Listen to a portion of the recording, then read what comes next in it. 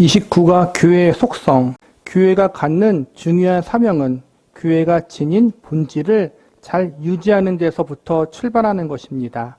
다시 말해서 교회의 상태를 올바르고 정상적인 상태로 유지하는 것이 가장 기본적이면서 중요한 사명이라는 것입니다. 이렇게 교회가 올바르게 존재하기 위한 속성들로 다음에 세 가지를 들 수 있습니다. 교회의 세 가지 속성. 첫째, 교회의 통일성 혹은 일체성입니다. 통일성이란 1차적이고 외적인 형태나 조직을 말하는 것이 아닙니다. 모든 신자가 예수 그리스도의 몸의 지체라는 것을 말합니다. 이것은 내면적이며 영적인 것입니다. 신자라면 누구나 머리 대신 예수 그리스도에게 붙어 있어 그분의 지배를 받으며 그분으로부터 생명을 부여받고 있습니다. 이러한 통일성을 근거로 교회에 속한 모든 사람들은 같은 신앙 고백을 합니다. 또 함께 정한 시간에 모여 하나님을 예배하며 함께 성례식에 참석할 수 있습니다. 우리는 지역적으로 떨어져 있는 지교회와 지교회가 서로 교류하며 또한 영적으로나 물질적으로 도움을 주고받으면서 우리가 주님 안에 하나가 되었음을 외적으로 분명히 드러내 보이기도 합니다. 이와 같은 통일성은 비단 같은 시대 속에 있는 지교회끼리의 교제에만 있는 것은 아닙니다. 이 통일성은 시대와 역사와 인종을 뛰어넘어 성도라면 누구든지 서로에게 유익한 교제를 누릴 수 있는 근거가 되는 것입니다. 예를 들어 오늘날 칼빈 선생의 글을 읽으면서 신앙의 유익을 얻을 때 시대와 민족을 뛰어넘어 바로 그와 교제하는 것이며 성경에 나타난 여러 신앙의 선배들의 고난과 믿음을 보면서 바로 오늘 우리가 위로와 격려를 얻으며 삶의 바른 방향을 찾을 수도 있는 것입니다. 이런 의미에서 벨직 신앙 고백서에서는 우리는 한 보편적인 교회를 믿으며 또 고백한다. 이 교회는 예수 그리스도의 피로 씻음을 받고 성령으로 말미암아 성화되고 인치심을 받아 예수 그리스도 안에서 구원을 기대하는 참된 모든 신자들의 거룩한 회중이다라는 고백이 있습니다.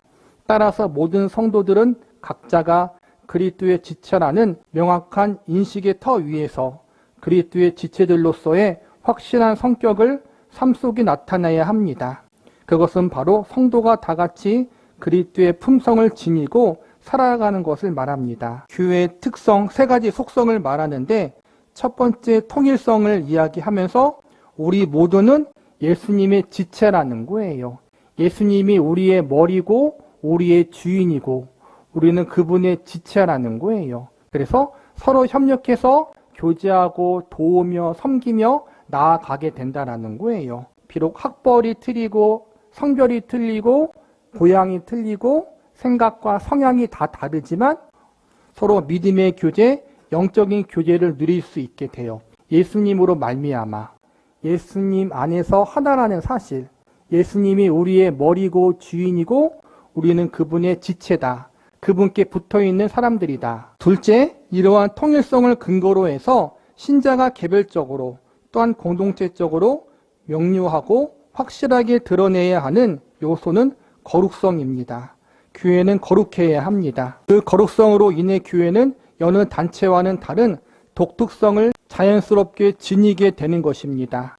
교회가 거룩한 성격을 분명히 드러내야 한다는 것은 1차적으로 신자 개개인이 하나님을 알지 못하는 세상에서 분리되어 하나님께 드려졌음을 의미합니다. 동시에 윤리적인 의미에서도 그리스도 안에서 거룩한 교제를 수행하는 모습을 띠게 되는 것입니다. 그런 의미에서 교회는 그 조직과 운영 면에서도 일반 사회기관과는 달리 자신을 늘 정결케 해야 합니다. 교리에 있어서도 항상 순결함을 유지함과 동시에 세상의 잡다한 그릇된 사상이나 정신이 교회에 유입되지 않도록 교회에 속한 구성원 한 사람 한 사람이 애써야 할 것입니다. 교회의 두 번째 속성은 거룩성이라는 거예요. 거룩이란 구별되다라는 거예요. 신앙의 공동체가 예수님을 믿지 않는 다른 단체들과 구별되어지는 모습이 필요하다라는 거예요. 제일 첫 번째로는 윤리적인 모습, 도덕적인 모습이 예수님을 믿지 않는 단체와 당연히 달라야 하고, 동시에 예수님을 믿는 신학적인 교리에 대해서도 다른 종교, 다른 세상의 것과 혼합되지 않도록 순수성을 유지해야 돼요. 우리 믿는 신앙의 공동체는 다른 세상의 공동체와 다르다. 예수님을 믿는다는 믿음도 다르고 예수님을 믿기 때문에 세상에서 더욱더 깨끗하고 거룩하고 순수하게 우리가 유지되는 공동체가 되어야 한다. 하나님 앞에 거룩하게 세상에서 빛과 소금이 되어야 한다. 이러한 거룩성이 존재하는 교회가 되어야 한다는 거예요. 셋째, 교회의 보편성입니다.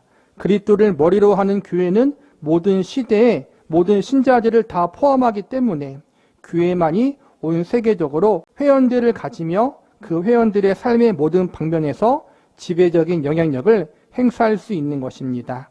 이러한 보편성을 근거로 해서 우리는 전도와 선교의 측면에서도 믿음의 내용을 제한시키지 말고 민족과 지역을 초월하여 늘 효과적으로 그리스도를 전파하려는 행동과 태도를 가지고 있어야 합니다. 그러므로 선교란 교회의 보편성에 근거하여 들을 만한 모든 자들에게 시간과 공간을 초월해서 복음을 전달하는 것입니다. 이러한 통일성과 거룩성 그리고 보편성이라는 교회의 기본적인 속성들을 잘 드러내는 교회가 힘있고 튼튼하게 자라나게 될 것입니다. 교회의 보편성이란 지역적인 교회, 섬김의 교회 혹은 다른 지역에 있는 교회만을 의미하는 것이 아니라 지역과 공간과 민족을 초월해서 예수님을 참되게 믿는 모든 성도들을 교회라고 할 수 있다는 거예요. 그러한 점에서 교단을 초월하고 지역적인 교회를 초월해서 우리 교단과 우리 출신은 아니지만 다른 나라에 계신 선교사님, 다른 나라에서 핍박받고 있는 다른 민족의 교회와 성도들을 위해서 우리가 기도하잖아요. 그래서 우리는 서로 떨어져 있지만 예수님을 믿는 믿음 안에서 서로가 묶여 있다는 사실을 기억하라는 거예요. 하나님의 특별한 소유, 그러면 교회의 본질성과 속성에서부터 자연스럽게 추론되어 나오는 교회의 사명에 대해서 생각해 봅시다. 출애굽기 19장 5에서 6절에 보면 세계가 다 내게 속하였나니 너희가 내 말을 잘 듣고 내 언약을 지키면 너희는 모든 민족 중에 내 소유가 되겠고 너희가 내게 대하여 제사장 나라가 되며 거룩한 백성이 되리라. 너는 이 말을 이스라엘 자손에게 전할지니라라고 말씀합니다. 이스라엘 백성은 애굽에서 약 400년간 종살이를 하면서 외형적으로 종이었을 뿐만 아니라 생각과 삶에서도 노예와 다름이 없었습니다. 하나님께서는 이러한 상태에 있는 이스라엘 백성들을 노예 상태와 노예 문화에서 벗어나 하나님을 섬기는 한 민족 국가를 수립하게 하셨습니다. 우압지졸이던 노예 상태에 이스라엘 백성들이 하나님의 민족으로서 분명한 의식을 가지고 이 땅에서 살아가도록 하셨던 것입니다. 그러므로 출애굽기 19장 말씀은 하나님 백성들에게 이 땅에서의 존재 의미와 사명을 부여하신 고귀한 말씀이며 이 내용은 오늘날 그리스도인들에게도 그대로 적용되는 말씀입니다. 첫째는 모든 민족 중에 내 소유가 되겠고라는 말씀대로 우리가 하나님의 특별한 소유가 되었다는 것입니다. 여기서 말씀하는 하나님의 소유라는 의미는 누구에게 속해 있다는 단순한 차원의 소유가 아닙니다. 하나님께서 특별히 아끼시는 보물로서 적극적인 가치를 부여하겠다는 말씀입니다. 분명히 세계가 다 내게 속하였다고 하시면서 이스라엘은 특별히 내 소유라고 말씀하고 있습니다. 주머니 속에 있는 모든 것이 다 내 거라고 해도 그 중에서 특별히 사랑하여 애지중지하는 보물이 따로 있습니다. 그리고 세상 사람들이 어떻게 평가하든 하나님은 자기 백성을 하나님의 보물로 여겨주신다는 것입니다.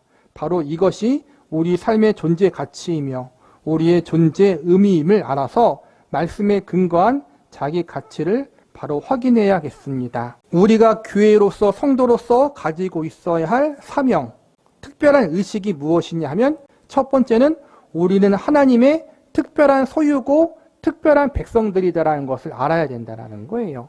하나님이 온 우주의 주인이세요. 온 우주의 창조주예요. 그러므로 세상의 모든 것은 하나님의 거예요.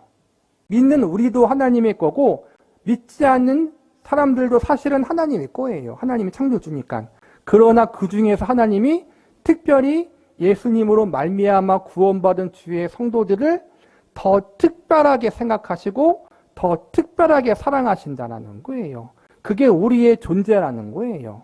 그러니까 저와 여러분은 예수님 안에서 하나님께 택함받은 더 특별한 존재들이다라는 의식을 반드시 가지고 있어야 된다는 거예요. 근데 이 특별함의 의식이 교만 의식이 아니라 감사 의식이 되어야 되고 하나님을 향한 겸손한 마음이 되어야 해요. 이스라엘 백성들은 나는 하나님께 선택받은 특별한 백성이라는 선민 의식을 가졌는데 그 의식이 교만한 의식으로 바뀌었어요. 나는 하나님께 선택받은 특별한 존재고 저 이방인들은 선택받지 못한 짐승 같은 존재들이다. 상종 못할 인간들이다. 그런 식으로 잘못되게 특별 의식을 변질시켜 버렸다는 거예요. 우리는 그렇게 생각하면 안 돼요. 우리는 하나님께 선택받은 특별한 백성이기 때문에 하나님께 더 겸손하고 감사하게 나가야 하고 세상에서 빛과 소금으로 살아야 한다라는 그러한 의식을 갖는 것이 옳다. 둘째, 하나님에 대해 제사장 나라가 된다고 말씀하십니다. 이제까지는 너희가 노예의 삶으로 세상에 아무런 기여도 못하고 살았지만 지금부터 참다운 가치를 온 세계 앞에 발휘할 것이라고 하십니다. 이러한 삶의 특성을 지닌 백성을 한마디로 제사장 나라라고 명명하셨던 것입니다. 이스라엘에서 제사장의 위치는 매우 견고합니다. 제사장이 없으면 이스라엘은 존재할 수도 없습니다. 제사장의 중요한 임무는 이스라엘 백성들의 죄를 하나님 앞에 가져가 용서함을 받아 하나님의 심판에서 벗어나게 함과 동시에 하나님께로부터 오는 축복을 이스라엘 백성들에게 전달해 주는 것입니다. 구약시대의 제사장이 이스라엘 백성에게 이러한 역할을 했듯이 하나님의 백성은 온 세상 사람들에 대해서 제사장 역할을 하는 위치에 서서 살아가야 합니다. 온 세상 사람들에게 죄에 대한 하나님의 심판은 하나님의 백성이 있기에 지연되고 있습니다. 하나님께서는 하나님의 백성들의 삶을 온 세상 사람들에게 유익을 끼치는, 즉 하나님의 복을 전달하는 통로가 되게 사용하십니다. 이스라엘이 단순한 일개 민족과는 달리 독특한 성격을 지닌 나라였던 것 같이 신자들의 삶도 이 땅에서 없어서는 안 될 중요한 의미와 위치를 차지합니다. 하나님의 백성들의 사명, 제사장이라는 거예요. 제사장은 대표성을 갖고 있어요. 하나님의 백성으로서 믿지 않는 사람들 앞에서 우리가 하나님을 드러내는 삶을 사는 거란 말이에요. 그리고 하나님을 알려주고 하나님을 증거하는 삶. 믿지 않는 사람들이 우리 때문에 하나님이 어떠한 분이신지 예수님이 어떠한 분이신지 알게 하는 역할을 한다는 거예요. 우리가 죄인이기 때문에 하나님과 예수님이 필요하다. 예수님을 믿음으로 통해서 우리가 구원받을 수 있다. 하나님과 예수님이 우리의 구원의 근거고 축복의 근원이시다. 이 사실을 믿지 않는 세상 사람들에게 증거하고 전달하는 역할을 우리가 감당한다는 거예요. 셋째로 하나님의 백성은 거룩한 나라, 거룩한 백성이 된다는 것입니다. 하나님을 섬기며 사는 백성들의 도덕적, 성적 및 위치는 상과 구별되는 것으로 큰 의의와 가치를 지닙니다. 이러한 삶의 목적은 상과는 다른 성결하고 깨끗한 모습을 지니는 것일 수밖에 없습니다. 이렇듯 하나님께서 이스라엘 백성들에게 주신 사명은 고귀한 가치를 지니며 세계사적으로 독특한 위치를 점유하고 있습니다. 하나님께서는 이와 동일한 내용의 말씀을 오늘날 신자들에게도 동일하게 말씀하고 계심으로써 교회가 이스라엘의 진정한 계승자인 새 이스라엘로 살아가도록 하셨습니다. 이스라엘 백성들이 이런 고귀한 사명을 받았지만 실제로 생활에서 그에 합당한 모습을 이루지 못하고 실패했던 것에 비추어 오늘날 그리스도인들도 자신의 삶을 반성해 보아야 합니다. 이스라엘 백성들의 실패의 원인은 다름 아닌 하나님 말씀에 대한 불순종이었습니다. 이스라엘 백성들에게 이러한 사명을 주시면서 전제 조건으로 하셨던 말씀인 세계가 다 내게 속하였나니 너희가 내 말을 잘 듣고 내 언약을 지키면 너희는 모든 민족 중에 내 소유가 되겠다고 라는 말씀을 제대로 지키지 못했기 때문에 그들의 삶은 가나안 백성들의 모습과 별 차이가 없는 상태로 전락하고 말았던 것입니다. 오늘날 그리스도인들이 세상 사람들과 삶과 구별됨 없이 살아가고 있는 원인이 무엇인지, 또한 무엇을 삶의 목표로 삼고 있는지를 놓고 참으로 깊은 반성이 있어야 할 것입니다. 하나님의 백성들은, 교회는 거룩히 구별되어야 한다는 거예요. 삶의 모습과 가치관, 말과 행동에 대해서 믿지 않는 자들과 달라야 한다는 거예요. 왜 교회가 믿지 않는 사람들에게 손가락질을 당하고 비판을 받고 믿는 성도들이 불신자들에게 미움을 받는 이유 중 하나가 뭐겠어요? 믿지 않는 사람들이 바라는 거룩한 모습이 교회와 성도들에게 많이 보이지 않기 때문에 그러한 점이 있다는 거예요. 깨끗하고 거룩하고 순결해야 하는데 교회가 돈을 바라고 물질에 욕심을 가지고 비리를 저지르고 불법을 행하는 모습들이 종종 뉴스나 신문에 나오잖아요. 또 그러한 것 때문에 믿지 않은 자들이 믿는 교회와 성도를 싫어하기도 하고, 그래도 거룩하게 살려고 하는 성도, 법대로 바르게 지키려고 하는 교회가 더 많은데 세상 사람들은 착한 10개의 교회 중 잘못된 하나의 교회를 보고 하나가 모든 교회인 것처럼 이야기할 때가 많잖아요. 사실은. 그렇죠? 그건 아닌데, 어쨌든 우리가 교회의 사명은 이 땅에서 거룩하게 살아가는 것이다. 거룩한 모습을 통해서 하나님 백성과 교회가 다르다는 사실을 보여주는 것이다. 성도도 마찬가지다. 그런데 우리가 그렇게 살지 못하는 경우들이 많이 있는데 그러한 부분들을 우리가 반성해야 한다. 예수님보다 세상을 더 사랑하고 세상의 것을 더 소중하게 여길 때가 있잖아요. 그러한 모습이 우리에게 있을 때 우리는 교회와 성도로서의 거룩성을 잃어버리게 되고 선한 영향력을 잃어버리게 되는 거예요. 우리는 예수님을 가장, 하나님을 가장 소중하고 가치 있게 여기는 존재들이다. 믿지 않는 세상 사람들과 다른 가치관을 갖고 살아가는 사람들이다. 우리는 이 땅의 것이 전부가 아닌 것을 아는 사람들이잖아요. 그렇죠? 천국을 소망하는 사람들이고 지금 이 순간 하나님과 함께하는 사람들이잖아요. 그러한 점에서 믿지 않는 세상과 달라야 된다. 이것이 거룩성이고 거룩함이다. 교회는 이처럼 일반적인 단체, 일반적인 조직과 다른 조직이고 다른 단체다. 하나님을 섬기고 하나님을 예배하기 위한 그러한 거룩한 신앙의 공동체라는 사실을 우리가 잊지 말아야 해요.